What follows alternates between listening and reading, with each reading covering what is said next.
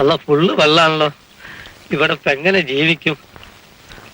തവക്കൽത്തു അലല്ലാഹി.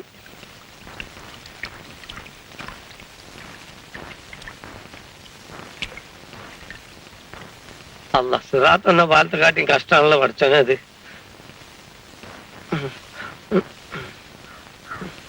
അല്ല ഈ സമയം നോക്കി നിങ്ങൾ വയ്ക്കത്തെ, എനിക്കൊന്ന് അപ്പുറം കിടക്കാണല്ലോ. എനിക്ക് അപ്പുറത്തേക്ക് പോകണല്ലോ. ഞാൻ ഈ ലോഡും വെച്ച് റിവേഴ്സ് അടിക്കേ. ഇനിയിപ്പോ എന്താ ചെയ്യാ? ഒന്ന് റിവേഴ്സ് എടുത്ത് നോക്ക്. അതിനൊന്നും പറ്റൂലെന്ന്. ഒന്ന് ചെയ്ത് നോക്കുന്നേ. പറ്റൂല. നിങ്ങളൊരു കാര്യം ചെയ്യും, ഉപകാരമല്ല, ഇതൊന്ന് പിടിക്കുന്നേ. ശരി, ഈ പായ് തൊട്ട് പായ് തരാൻ പോവാ. വേഗം പിടിക്കാൻ. എന്റെ കയ്യും കാലും പറക്കണ്. ഇനി മെല്ലെ ഒന്ന് തിരിഞ്ഞാട്ടെ. കൊട പിടിക്കണം. തിരി അങ്ങനെ ഒന്ന് നടന്നോളി. ചോള. എനിക്ക് എവിടെ ചെന്നാൽ ഈ കാലക്കേടുള്ള എന്റെ ദൈവമേ. അവിടെ കിടക്കോ.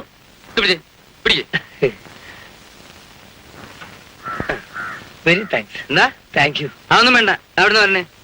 ഞാൻ മലപ്പുറത്തുനിന്നാ. ഇവിടെ ഒരു പോസ്റ്റ് ഓഫീസ് കാണണല്ലോ. ഇവിടെ പോസ്റ്റ് ഓഫീസാ? എവിടെ? ഇവിടെ താഴത്തല്ല, ഈ കരയില്. നിങ്ങളെന്താ പുതിയ പോസ്റ്റ് മാസ്റ്ററാ? ഞാൻ post office cum peon cum post master Muhammad Kutty. അയ്യോ, എന്നാ പിന്നെ നിങ്ങൾ നേരത്തെ പറയണ്ടേ. കള്ളൻ. എന്റെ പേര് ഇട്ടൂപ്പെന്നാ. ഇഷ്ടമുണ്ടെങ്കിൽ ഇട്ടു പച്ചാന്ന് വിളിച്ചാ മതി. ഇതാരാ ഇട്ടുപ്പച്ചായ? പുതിയ പോസ്റ്റ് മാസ്റ്ററാ. ഏലിക്കുട്ടിയുടെ ആങ്ങളാ. അപ്പൊ ഏലിക്കുട്ടിയാരാ? ഇയാളുടെ പെങ്ങ. മതി മതി മതി. ഞാനേ മുല്ലശ്ശേരിക്കാരുടെ ബോട്ട് ഡ്രൈവറാ മത്തായി. സാറിന്റെ ലൂബ്രിക്കേഷൻ എവിടാ? സാറിന്റെ നാട് എവിടെയാണ്? അത് വയനാട്. അവിടുന്ന് ഈ വെള്ളക്കുഴിയിലോട്ടാണല്ലോ എടുത്തെറിഞ്ഞിരിക്കുന്നത്. പ്രൊമോഷനാ. എന്ത് മോശനായാലും കൊള്ളാം. വള്ളം കണ്ടിട്ടുണ്ടോ? കണ്ടിട്ടുണ്ട്, പക്ഷെ കേറിയിട്ടില്ല. എങ്കിൽ കുട്ടനാടൻ വെള്ളം കുറെ കുടിക്കുമല്ലോ. അല്ലോ, 1975 ഇവിടെ ഇരുന്ന പോസ്റ്റ്മാൻ കൃഷ്ണൻകുട്ടി നായര് വള്ളം മുങ്ങി വെള്ളം കുടിച്ചാ ചത്തത്. ഇതുവരെ ശവം പൊന്തിയിട്ടില്ല. അപ്പൊ ഇങ്ങോട്ട് വന്നിട്ട് ഞാൻ ഇപ്പൊ തന്നെ പോവാ. ഞാൻ പിടിച്ചോളാം. അയ്യോ, അതിന്റെ ആവശ്യമൊന്നുമില്ല. ഇതിനു മുമ്പ് ഇവിടുന്ന് മാറിപ്പോയ പോസ്റ്റ്മാന് വെള്ളത്തിൽ ഒരു പരിചയമില്ലായിരുന്നു. എന്നിട്ടോ? ആ പോസ്റ്റ് ഓഫീസിന്റെ തൊട്ടടുത്ത് ചെല്ലമ്മ എന്ന് പേരുള്ള ഒരു പാവം പെൺകുട്ടിയുണ്ട്. അവൾക്കൊരു കൊച്ചു വള്ളമുണ്ട്. സാറിന് എവിടെയൊക്കെ പോണോ അവിടെയൊക്കെ അവള് കൊണ്ടുപോകും. എല്ലാ കാര്യങ്ങളും ഞാൻ ഏർപ്പാട് ചെയ്തുതരാം. വലിയ ഉപകാരം ഇട്ടൂപ്പേട്ടാ. മത്തായിച്ചാ, ഇന്ന് നിന്റെ ബോട്ട് റിപ്പയറാ? എന്ത് ചെയ്യാൻ? അതിന്റെ ലൂബ്രിക്കേഷൻ എങ്ങാണ്ട് ഒടിഞ്ഞു പോയി. വന്നാട്ടെ. എന്റെ കർത്താവേ, ഇതൊരു ഞാണിമേക്കളിയാണല്ലോ. കണ്ടില്ലല്ലോ.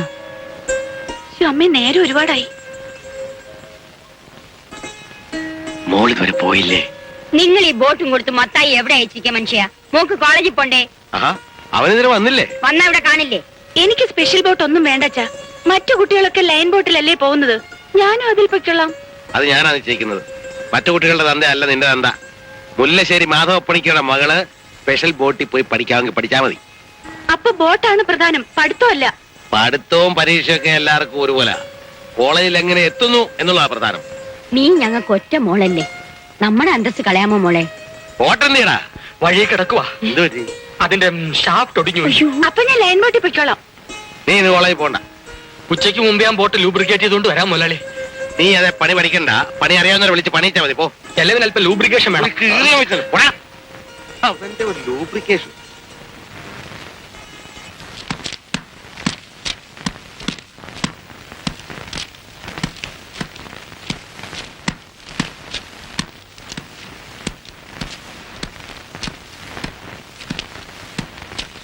മാഷെ, നീ എഴുത്തേലിട്ടൊന്ന് കുത്തിക്കോ. എവിടെ? കയ്യിലോ? ഇപ്പഴേ താമസം ജോലിയൊക്കെ എങ്ങനെയുണ്ട് മാഷെ? ഒരു കുഴപ്പമില്ലല്ലോ ടൂപ്പച്ചോ. നിങ്ങളെല്ലാം കൂടി അന്ന് സഹായിച്ചിട്ടില്ലെങ്കിൽ നമ്മൾ അടുത്ത ബോട്ടിൽ തന്നെ കേറി പോയേനെ. ഞാനും ആദ്യം ഇവിടെ വന്ന് ഈ വെള്ളപ്പരപ്പ് കണ്ടപ്പോ ഈ ജോലി വേണ്ടാന്ന് വെച്ചതാ. ഇപ്പോഴത്തെ സ്ഥിതി എന്താ? ഈ കായലിൽ മലന്നും കമന്നും ഒക്കെ നീന്താം, അത്രയ്ക്കൊക്കെ ഉള്ളൂ. അല്ല, ഞാനാണീ മുങ്ങുന്ന കാണാ. പൊങ്ങുന്ന ശവായിരിക്കും. വെള്ളപ്പൊക്കം വരട്ടെ, ഈ പടി വരെ വെള്ളം പൊങ്ങും. റഹ്മാനായ തമ്പുരാന് ഞങ്ങളൊരു പണ്ടാറും വരാനുണ്ടോ? പേടിക്കാനൊന്നുമില്ല മാഷെ, ക്രമേണ എല്ലാം മനസ്സിലാവും. മനുഷ്യന് കുടിക്കാനും കുളിക്കാനുള്ള വെള്ളം മാത്രമാണ് പടച്ചോൻ സൃഷ്ടിച്ചതെന്നുണ്ടെങ്കിൽ എത്ര നന്നായിരുന്നു. ഈ കായലിന്റെ മുകളിൽ കൂടി ഓടി നടന്നുകൂടായിരുന്നോ? മാഷെ, പഴയ നിയമത്തിൽ പറഞ്ഞിരിക്കുന്നത് എന്താണെന്ന് അറിയോ? ആദിയിൽ ഭൂമുഖം മുഴുവൻ വെള്ളത്താൽ മൂടപ്പെട്ടിരുന്നു. ദൈവം അതിന്റെ മുകളിൽ വസിച്ചു. പിന്നീടാണ് കര സൃഷ്ടിച്ചത്. കുത്തിയിരിക്കാൻ സ്ഥലമില്ലാതെ വിഷമിച്ചുകൊണ്ടായിരിക്കും പടച്ചോൻ കര സൃഷ്ടിച്ചേ. വേദപുസ്തകത്തിൽ പറഞ്ഞിരിക്കുന്ന കാര്യമല്ലേ, വിശ്വസിക്കുക. നിന്റെ വിശ്വാസം നിന്നെ രക്ഷിക്കുമെന്നാണ് കർത്താവ് പറഞ്ഞിരിക്കുന്നത്. ഞാൻ പോട്ടെ. ശരി.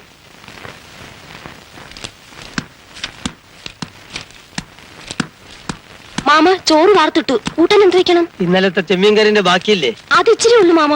നമുക്ക് രണ്ടുപേർക്ക് ഉച്ചക്കലത്തെ കറി ജാസ്തിയാണ് മോളെ. നീ എഴുത്തൊക്കെ ഒന്ന് അടുക്കി വെക്ക്.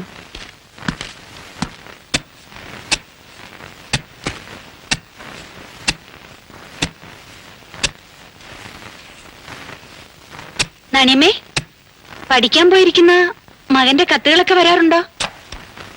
ഇന്നൊരെണ്ണം വന്നിട്ടുണ്ട്. ഇങ്ങോട്ട് പോരുന്ന വഴി കിട്ടിയതാ. ഇത് പൊട്ടിച്ചില്ലേ? പൊട്ടിച്ചാലും വായിക്കണ്ടേ? കുഞ്ഞൊന്ന് വായിക്കേ. മകന്റെ കത്ത് ഞാൻ പൊട്ടിക്കുന്നത്?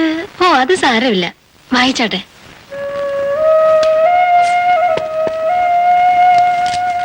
പ്രിയ അമ്മയ്ക്കും ചേട്ടനും, ഞാൻ അവിടെ നിന്നും വന്നപ്പോൾ കൊണ്ടുപോന്നിരുന്ന പണം അടുത്ത മാസത്തേക്കൂടിയേ തികയുള്ളൂ.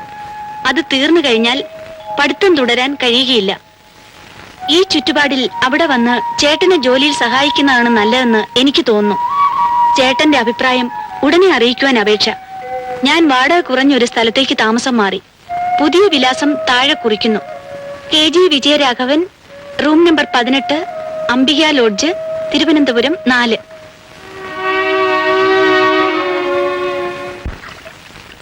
ഊണ് കഴിഞ്ഞ് നമുക്കൊന്ന് പള്ളാത്തുരുത്തിയിൽ അടുക്കണം. എന്തിനാ?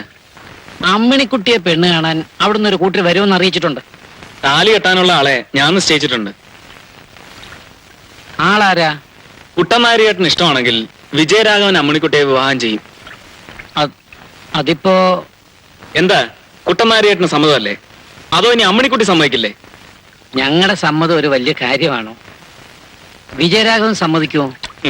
എന്താ സംശയം? ഞാനൊരു കാര്യം തീരുമാനിച്ചാൽ അവനത് അനുസരിക്കും. അവൻ എന്റെ അനിയനാ. എന്നാ പിന്നെ അങ്ങനെ തന്നെ നടന്നോട്ടെ. ഇക്കാര്യം തൽക്കാലം നമ്മൾ രണ്ടുപേരും അറിഞ്ഞിരുന്നാ മതി. ആ, എന്റെ അമ്മയോട് പോലും ഞാൻ പറയില്ല. എന്നാലും എന്റെ അമ്മിണിക്കുട്ടിയോട് മാത്രം ഞാനെന്ന് പറഞ്ഞോട്ടെ. അതൊക്കെ ചേട്ടന്റെ ഇഷ്ടം. മോളെ, നിനക്ക് സന്തോഷമായില്ലേ? പിന്നെ ഞങ്ങൾ ഇങ്ങനെ ഒരു കാര്യം തീരുമാനിച്ചിട്ടുള്ള വിവരം മൂന്നാമതൊരാൾ അറിയുന്നത് മോളാ. നാലാമതൊരാൾ അറിയരുത്. എന്തുകൊണ്ടാ അച്ഛൻ ഇത് പറയുന്നതെന്ന് മോക്കറിയാമല്ലോ. അറിയാമച്ചാ. കല്യാണം കഴിയുന്നത് വരെ വിജയരാഘവന്റെ മുമ്പിൽ പോലും ഇക്കാര്യം അറിഞ്ഞ ഭാവം നടിക്കരുത്. ഇല്ലച്ചാ. പഠിത്തത്തിനിടയിൽ മറ്റൊരു ചിന്ത അവനുണ്ടാകാൻ പാടില്ല. എല്ലാം അതിന്റെ സമയം വരുമ്പോ നടന്നോളും. നീ ധൃതിയൊന്നും വെക്കണ്ട.